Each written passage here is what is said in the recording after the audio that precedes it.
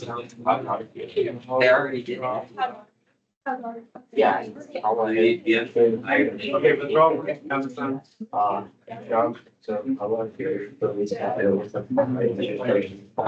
30. All right, we're gonna start notes for particle motion. This is unit 4.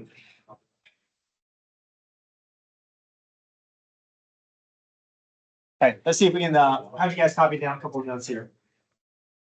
Oh, I've seen this in physics. Yeah. I'm so smart. All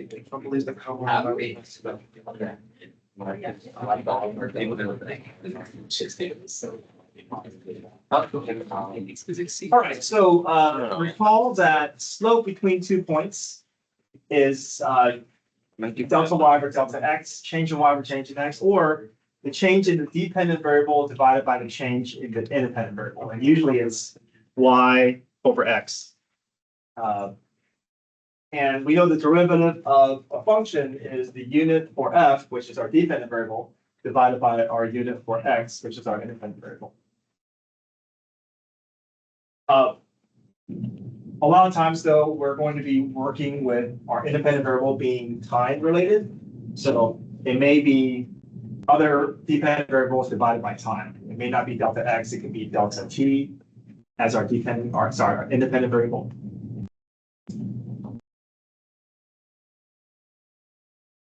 If f prime of x is greater than 0, that means our function is increasing because the slope is positive.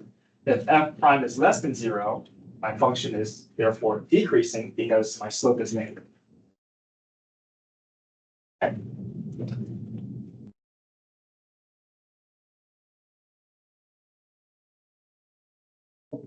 This is just interpreting a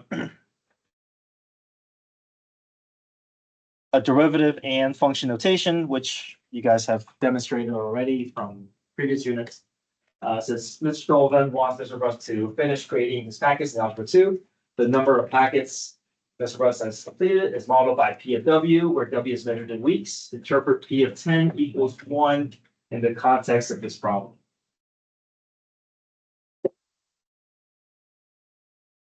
So that 10 is the amount of time, and then the result is the number of packets. So that means after 10 weeks, Mr. Russ has completed 1 packet.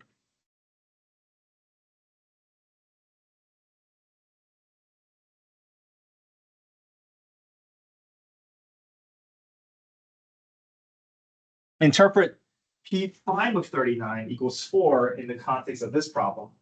So we know P prime is going to be a rate of change, right? So we can say that 39 indicates the week number. So that means at the 39th week, what does that 4 mean?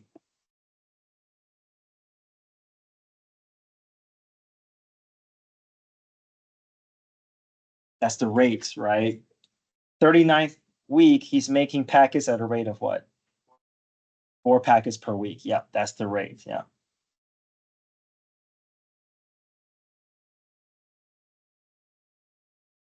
These types of problems, they're like people are saying, like, do we have to say like rate, or can we just like explain it? Mr. Bruss was making 4 packets per week. Yeah, we want to use that word rate. There may be other ways to say it, but I think that's the clearest way. Yeah. Yeah, I just said was making 4 packets per week at the rate. Okay, no, that's fine. Yeah, if you want to say it that way, that's fine too. Okay. Yeah. Sure. But we do want to indicate that that's the exact rate at that moment. Yeah. At that week, and you said it without using rate, so that's fine.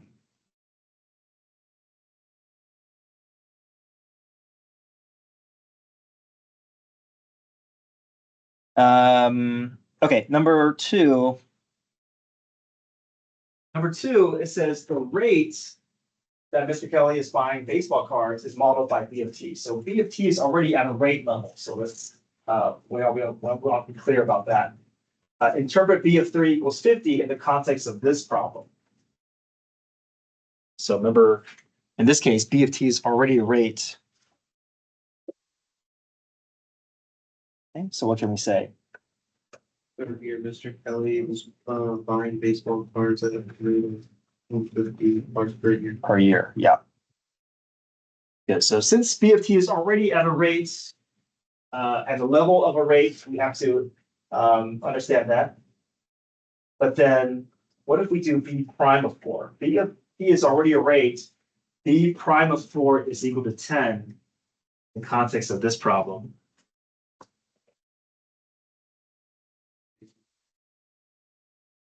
So if we want to indicate that there is basically a rate of a rate, we don't want to quite use those words. We don't want to quite use rate of a rate. We want to use the word the rate is increasing or rate is decreasing. That's the way that College Board wants to see students verbalize that relationship. So we see a positive 10 here. So we can say on the 4th year, the rate at which Mr. Kelly is buying baseball cards is increasing at a rate of 10 cars per year, or 10 cars per year squared. So if we want to just indicate that that there's a first derivative, we just say rates. But if there's a second derivative, we don't want to quite say rate of a rate. We want to say the rate is increasing or the rate is decreasing. That's the wording that that will ensure you get that that credit for your justification.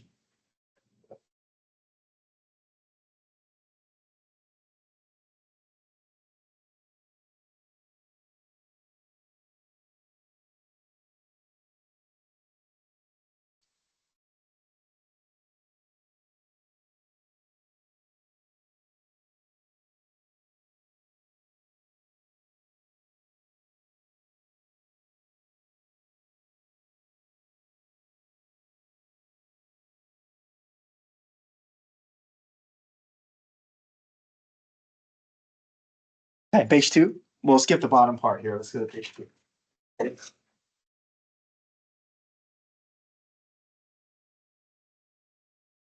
Okay, particle motion. We've seen the ability, or we know the ability to find a function, first derivative and second derivative. A real world application of that relationship between function, derivative, and second derivative is with position, velocity, and acceleration. So here it says Mr. Preston is playing catch.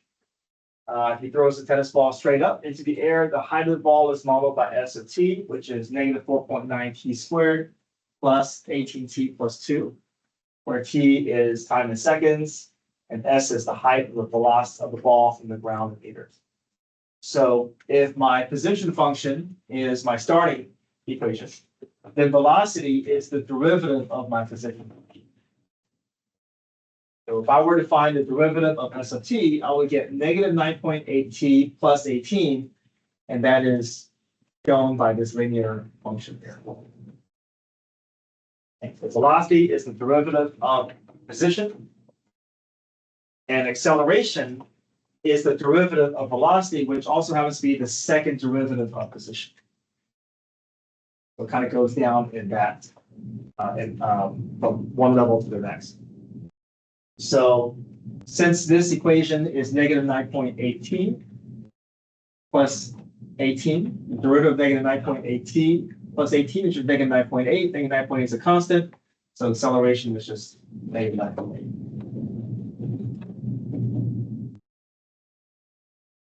So different ways to notate velocity. Velocity, we can call it v of t. We can also call it the derivative of position, s prime. Acceleration, we can call it a of t, give it a letter that matches the first letter of acceleration. We can also reference it as the derivative of velocity, first derivative of velocity, or we can reference it as the second derivative of position.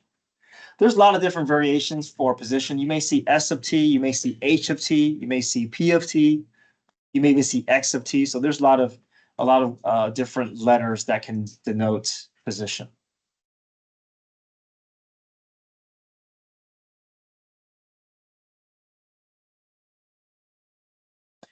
Okay, velocity is the rate of change of position. Velocity, when velocity is less than 0, that means the particle is moving left if we're on the x-axis, or moving down if we're on the y-axis. Velocity positive means the particle is moving to the right. or up if it's on the y-axis. B of t equal to 0 means the particle is at rest.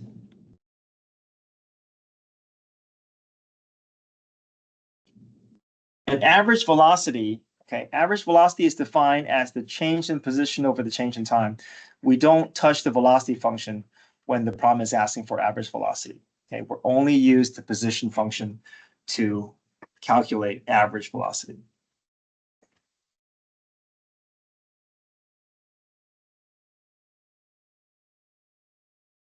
Okay, next up, speed. Speed is considered the absolute value of velocity. So velocity has direction. So we can have a positive velocity and negative velocity, but anytime you want to get the speed value, we can just take the absolute value of velocity. So if velocity is negative 5.8 meters per second, the speed would be positive 5.8.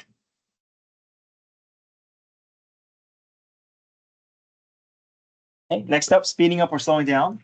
If velocity and acceleration have the same signs, then the particle is speeding up. That means if the velocity is positive and acceleration is positive, then particle is speeding up. Likewise, if velocity is negative and acceleration is also negative, then this particle is still speeding up. But if velocity and acceleration have different signs, that means one is positive and the other is negative, then the particle is slowing down.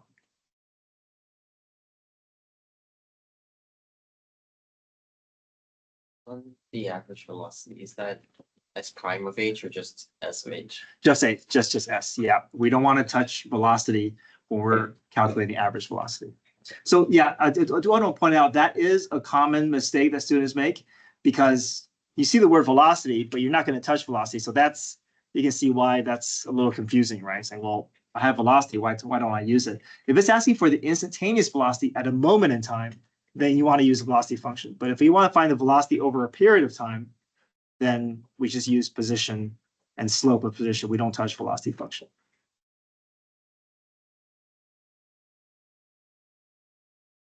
Okay, let's look at some of these examples and see if we can make the appropriate conclusion here. So let's say at negative 5 seconds, velocity is positive 3 and acceleration is negative 4. What can we conclude? At negative 5, speed is what? Slowing down. What if it was negative 2 and 7? Slowing down. 1 and 0.1. Speeding up. Negative 1 and negative 1. Speeding up. Yeah, so we just compared the signs, right?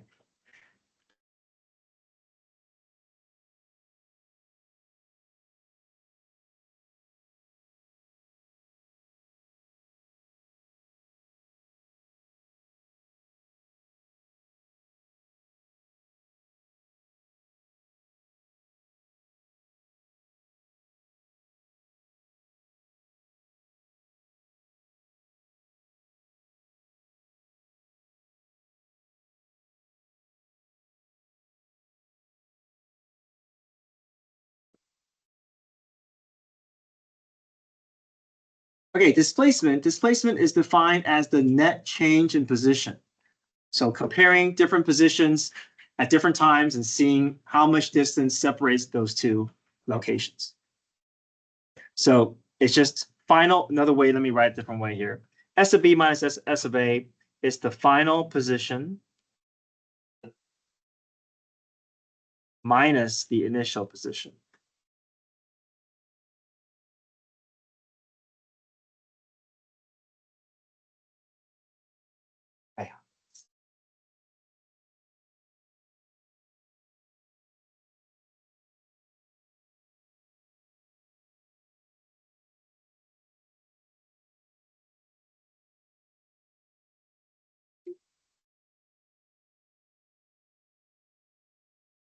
So sometimes you may get a negative displacement. If you get a negative displacement, that means you end up to the left of where you started. If you get a positive displacement, that means you end up to the right of where you started. And then I want to point out one specific type of problem that may give students trouble. If we're asking if the speed is increasing or decreasing, we compare signs. But the problem says, is the velocity increasing or decreasing? We don't look at velocity. We don't look at signs, but we look at just acceleration. Because the increase, decrease description is changing what we're talking about. Increase, decrease of velocity is asking about the rate of change of velocity, which is just acceleration. So the problem says, is velocity increasing or decreasing at t equals 1? At t equals 1, we look at just the acceleration. Acceleration is 7, and the positive acceleration will indicate my velocity is increasing. So do you want to point that out? Velocity is increasing as in like, okay, the number, like, it doesn't matter if the magnitude is increasing, what number is increasing. Right, so if velocity is increasing, that means is the slope of velocity positive or negative? Okay. And which is just acceleration.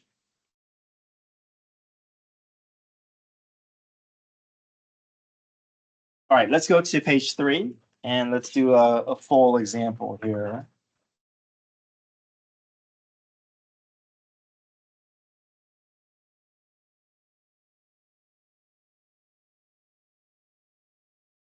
All right, so number 1, the position of the particle is given by x of t equals t cubed minus 4t squared plus 3, where t is greater than or equal to 0. So any t value I give my position function, in return, it'll give me a location on the x-axis.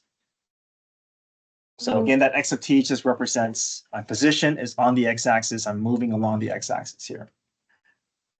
T is measured in centimeters and time is measured in minutes.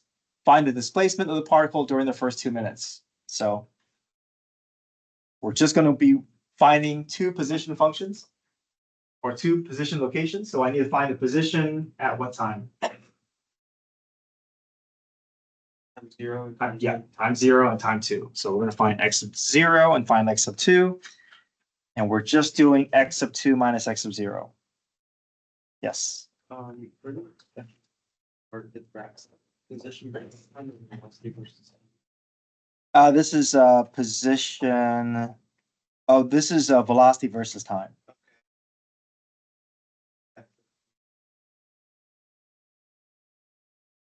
Yeah, that just means along the x-axis, it's representing the velocity function. Oh, so the x is not position. Sorry, yeah, x of t is the y value. No, that's kind of confusing, which is just said that it was a different variable, like y of t or something. Wait, so. Oh, okay.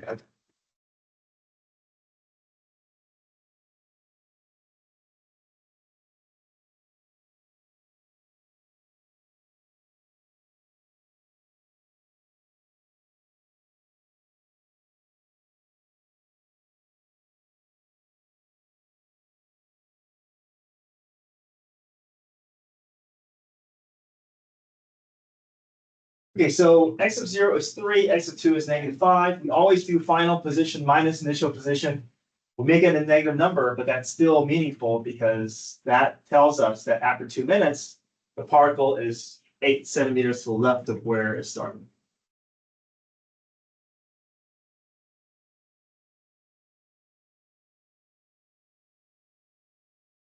Right, number 2, find the average velocity of the particle during the first 2 minutes. Do we use velocity function for this? We just use what? Position over Position, yeah. Change in position over change in time. We have all the data that we need from number 1 to find our average velocity. Average velocity is just how much distance have we covered divided by how much time has passed.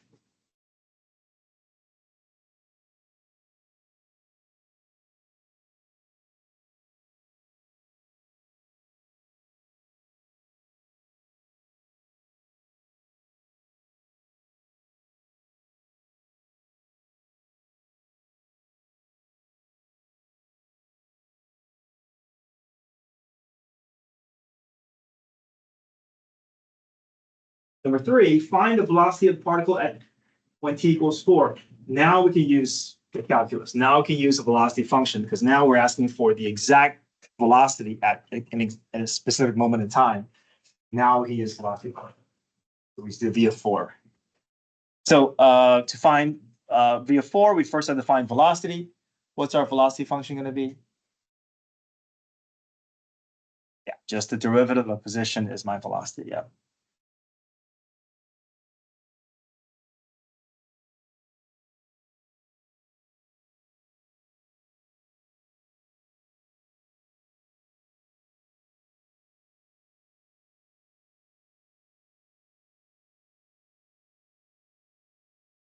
Okay, number 4, find the acceleration of the particle with equals 4.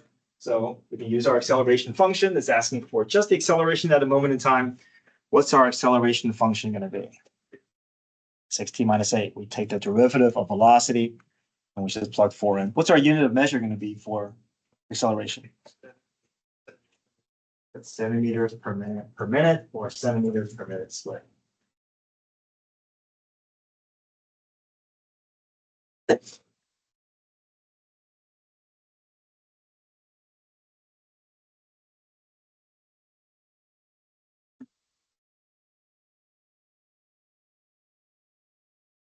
Number 5, is the particle speeding up or slowing down at t equals 4? So speeding up, slowing down, how do we determine that? Slowing down. And how do we determine that? Signs. So we look at the signs, yeah. Sign of velocity versus the sign of acceleration. Are they the same signs or are they different signs? I have speeding up because velocity is positive and acceleration is also positive.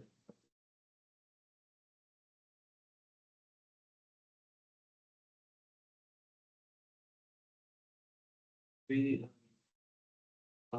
velocity and acceleration are both positive. Yes, at t equals 4, right?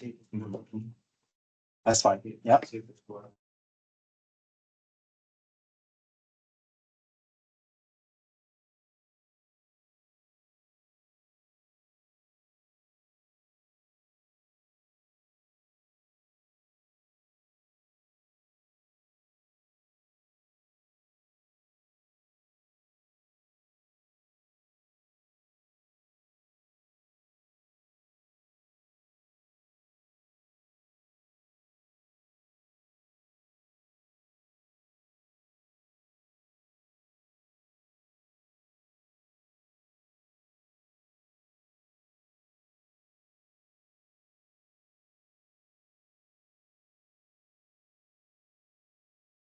Right, are we okay? Top half of the page?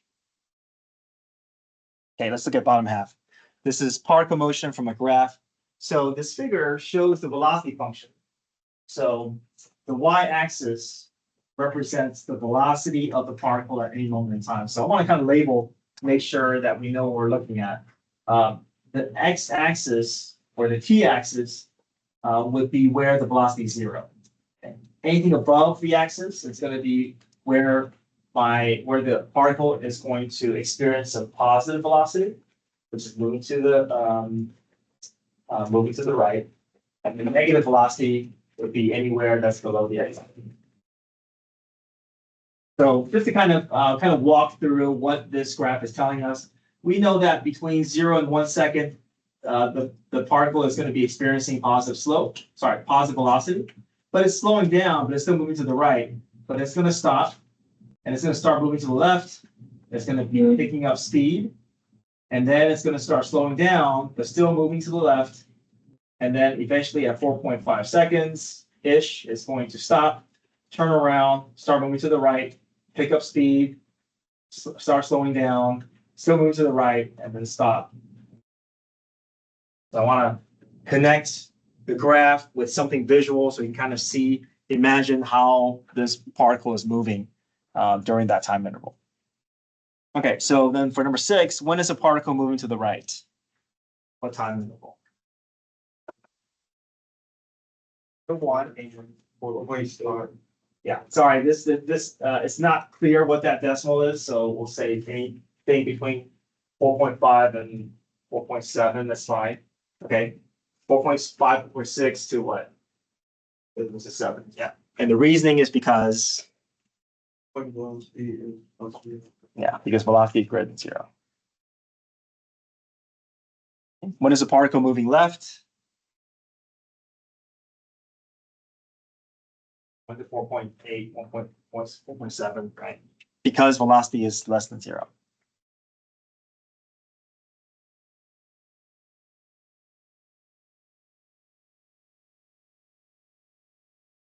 Number 8, when is a particle's acceleration positive, negative, and 0? So acceleration is the slope of velocity.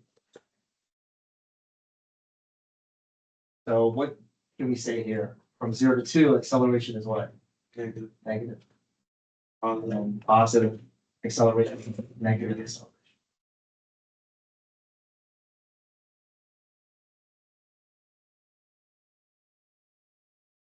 And then acceleration is never 0 since v prime is never equal to 0. We never see a slope 0. We see a peak and valley, but we don't see a slope 0. So there is no acceleration 0.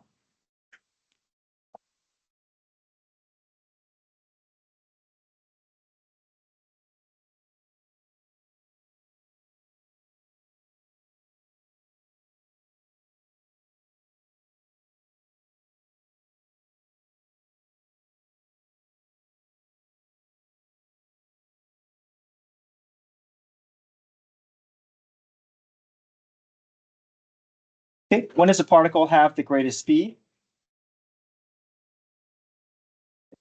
We know speed is the absolute value of velocity. So when do we see the greatest speed? Yeah, 0 and 2. Yeah.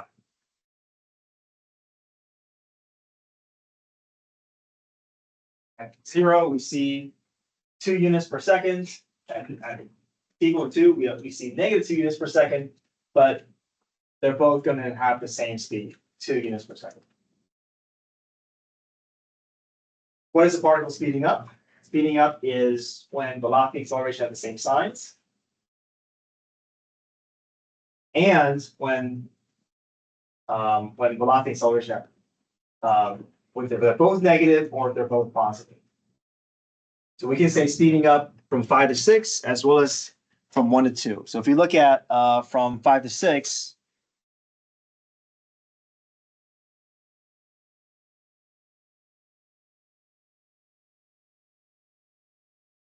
or I should maybe specify more clearly 4.8 to 6. Because we see positive velocity as above the x-axis, but we also see a positive acceleration, which means same signs. And also from 1 to 2, because negative velocity paired up with negative acceleration.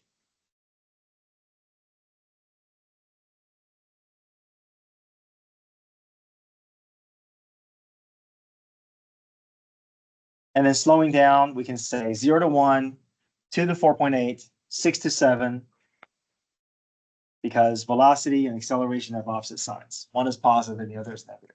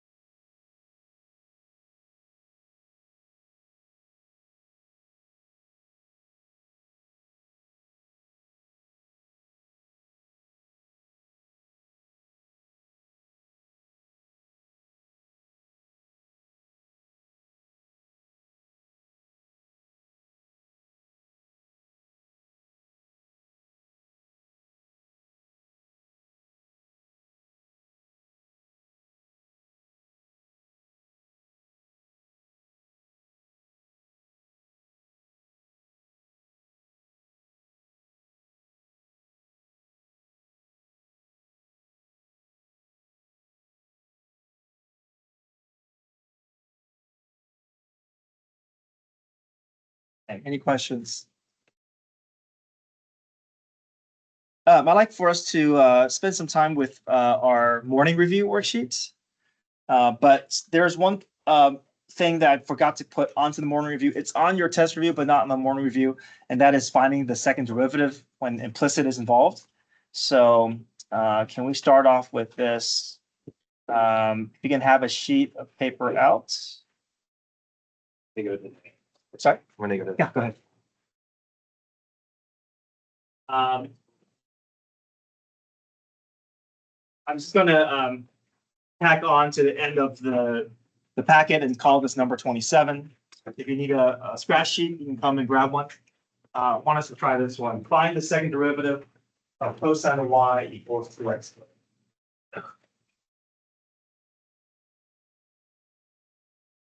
And then after this, we can, I'll pick out some problems for us to try on the morning review in case you haven't tried those yet.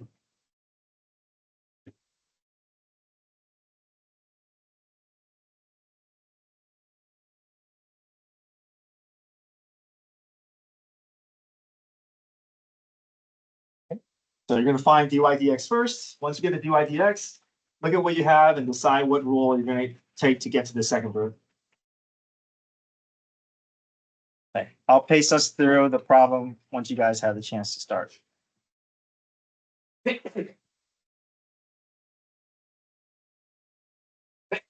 Bless you.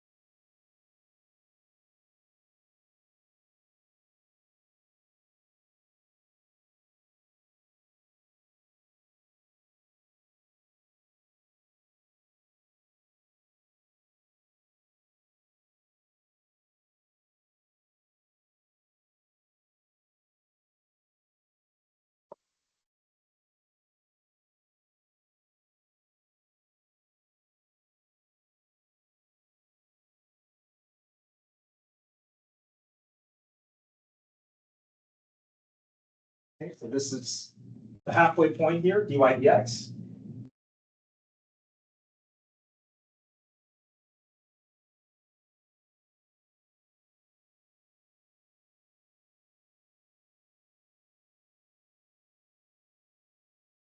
To find the second derivative, what do we need? Quotient rule and implicit, yeah, that y will remind us, okay, there's going to be that dy dx is going to pop up again in my derivative process. Okay,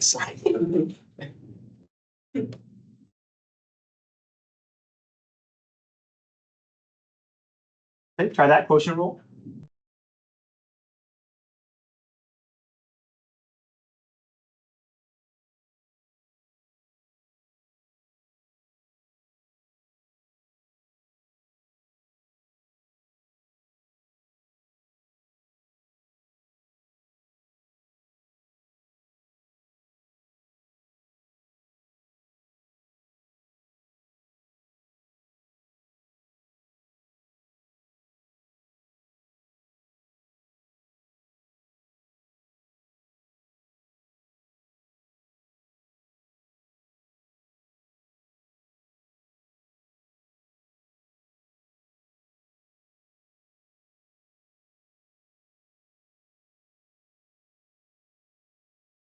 If you have your careful with that G prime is going to have a dy dx that's going to pop up once we find negative sine y's derivative.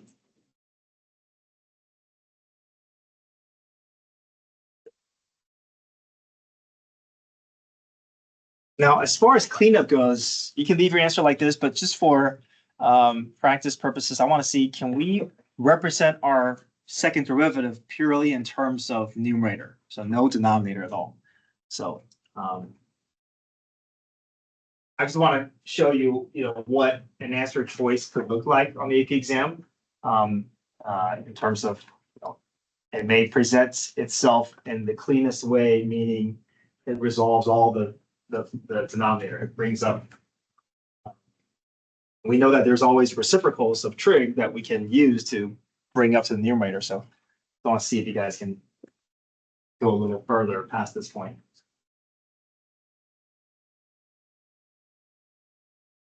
But any questions up to this point? Oh, this is the most important step, right? I mean, if you get to this, that's the most important thing, because you already pretty much have the answer. Yeah. So to get to the second derivative, you have to do the BCY. Yeah, which are rule, because of numerator and denominator and implicit, because there's a y, so.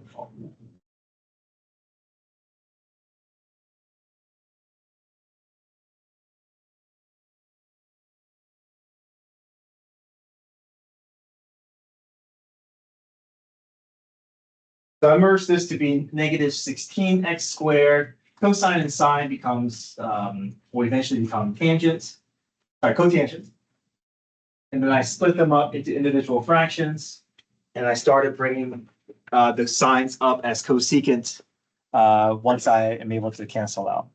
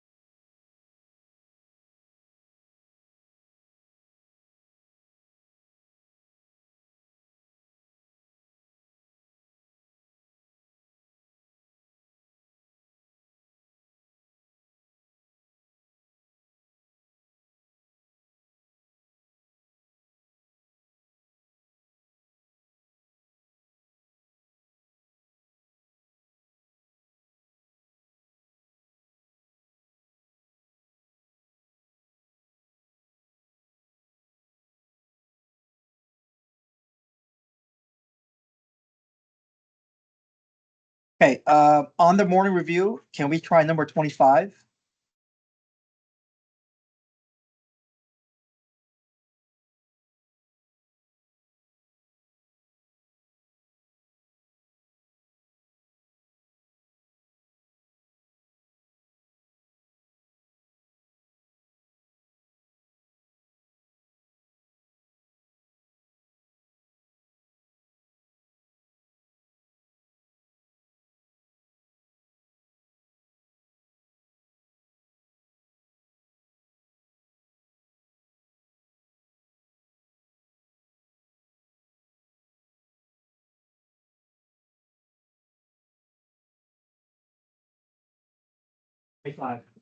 Find that prime if f of x equals x to the cube root of x.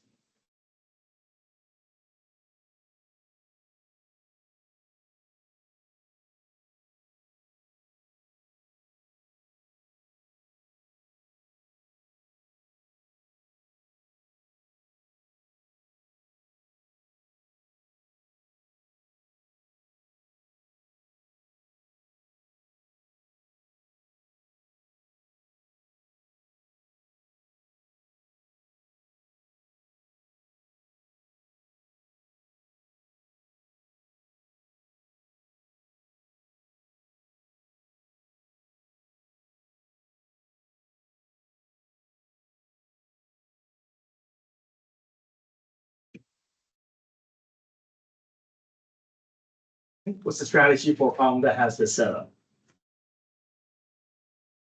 Log differentiation. There's no other way that we can move forward with this problem. There is no rule that can handle x raised to the cube root of x. If it's a variable raised to the constant, we can do power rule. If it's a constant raised to a variable, we can use exponential rule. But a variable raised to the variable, we have to find a way to present this with a different look. So if we introduce logs into the problem, that exponent can come down, then we have more options available after that.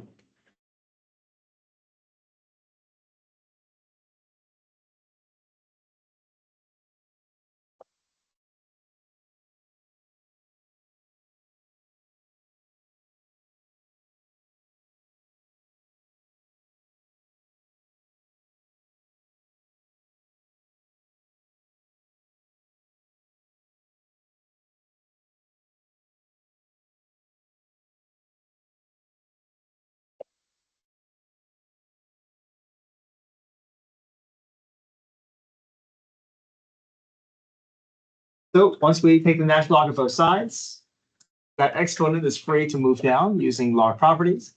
And once that comes down, now we have a variable multiplied with another variable. We have to use product rule on that right side to move forward.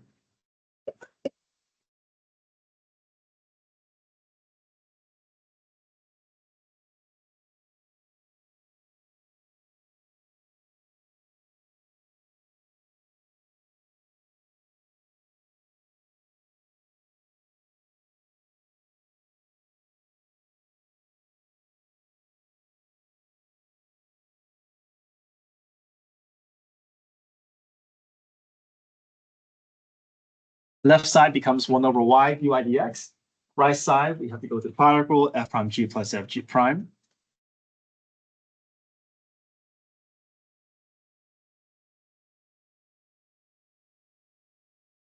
Once we have our derivative in place, we have to solve for dy dx, so move that y over to the right side. And because we're starting with a function, we can represent our derivative without a y variable. So we have to replace the y back in terms of our x variable. So we're only doing implicit, having that y variable in our derivative temporarily until we get everything set up, because we are starting with a function. It's not one that requires a y variable in our derivative. Since it passed the vertical line test, it doesn't need that y variable.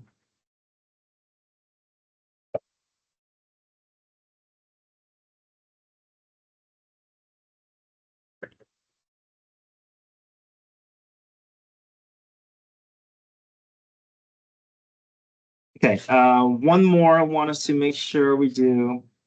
Okay, we try 15. 15, this is find the equation of horizontal and vertical tangents.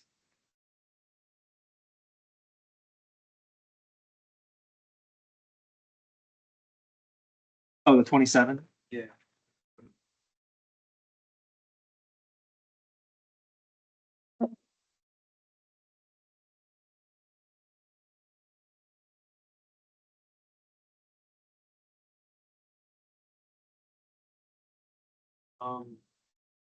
You can double check if my like cleanup is okay. I didn't do it that way. I went into quick enough, but. Not to be the same. Yeah, that's fine. The challenge here was just trying to get our answer with no denominator. So bring all the denominator up. Oh, that was a challenge. That's Oh, okay. But I mean, if it was the test, that would be fine. That's okay. How did you go from the dy by dx to 16x squared cosine y over 7? Which part? There's it's not on the screen. Oh, above it. It's because you know how you find dy. Yeah, how do you go from minus cosine y dy by, like, how do you get rid of the dy by dx? Because you already figured out that dy dx equals 4x over negative sine y. So This is the notation for me to find the second derivative. So imagine this is y prime, and I'm getting from y prime to y double prime. This notation. Okay, guys, last problem here, 15.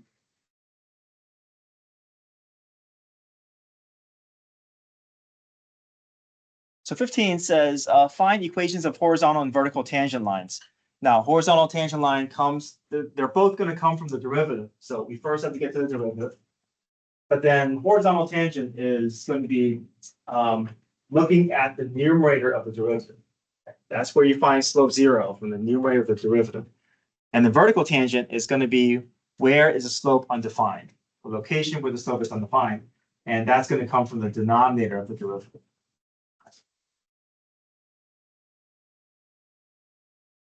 So if the graph looks something like this, for instance, the horizontal tangent could be like y is equal to 4 and y is equal to -3. A vertical tangent would be lines that could be here where like the x is equal to -2 and x is equal to 6, things like that. So that's basically where we're trying to get to the point where we can find those locations and also find the equations of those lines.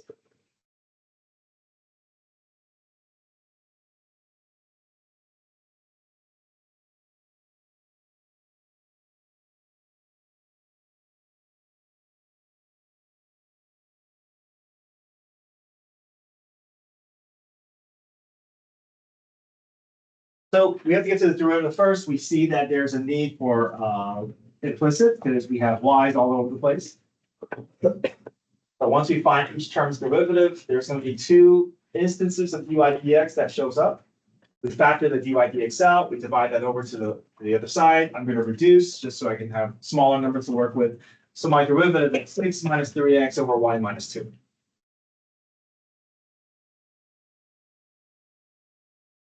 Any questions up to this point? All right, next up, we want to look at the numerator if I want to find horizontal tangent. So I set 6 minus 3x equal to 0, and I get x equals 2. We can't stop here because x equals 2 is a location where the horizontal tangent exists, but a horizontal tangent has to look like y equals a number. So we need some additional information. We need to figure out what the y value is at that point. So how can I find the y value location of a curve? Back into the original, back into the original. So x equals 2 gets plugged back into the original. And when I do that, I'm able to get y minus 6 times y plus 2. I get y equals 6 and y equals negative 2. So those are the equations of my horizontal tangents, whatever the graph looks like. Okay, now my attention transitions to that denominator. Because I know that denominator of my derivative is going to be where I find information about vertical tangents, where the slope is undefined. So if I set y minus 2 equals 0, I get y equals 2, but y equals 2 is a location where it occurs, but it's not. I need an equation that looks like x equals. So I need additional information. I plug back into the original equation. Unfortunately, this requires quadratic formula. You won't see a quadratic formula on the test, but the process is that we're trying to solve for x, and when we solve for x, we have two different x values, two different linear or two vertical lines where vertical tangents occur.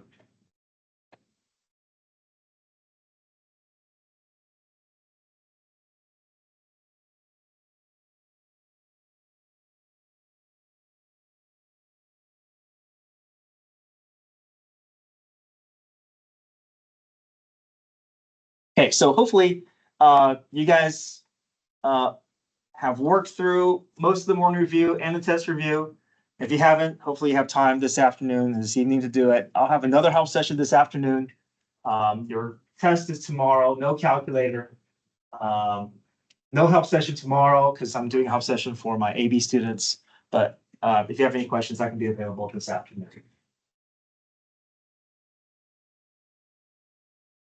All right, come get your phones.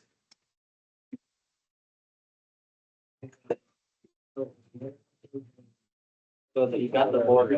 Yes. Trump believes, Kamala Harris believes they're gonna be done. Trump believes they should be increasing, order enforcement. They should be increasing order enforcement and completing their.